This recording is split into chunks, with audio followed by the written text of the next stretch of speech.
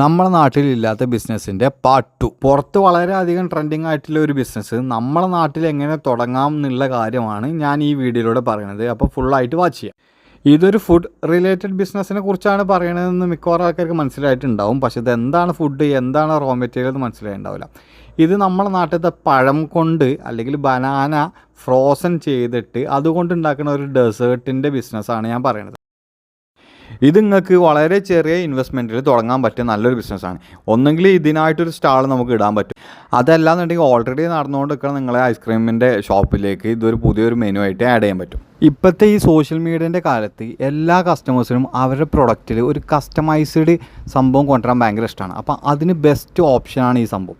ഇതിൽ നമുക്ക് പല പല ചോക്ലേറ്റ് ഡിപ്സിൽ ആഡ് ചെയ്യാൻ പറ്റും. ചോക്ലേറ്റ്, ഡാർക്ക് ചോക്ലേറ്റിൽ ആഡ് ചെയ്യാം, വൈറ്റ് ചോക്ലേറ്റിൽ ആഡ് ചെയ്യാം. ഏത് ഡിപ്പിലും നമുക്ക് ചൂസ് ചെയ്യാം. അത് കസ്റ്റമറിൻ്റെ ഇഷ്ടം പോലെ ചൂസ് ചെയ്യാം.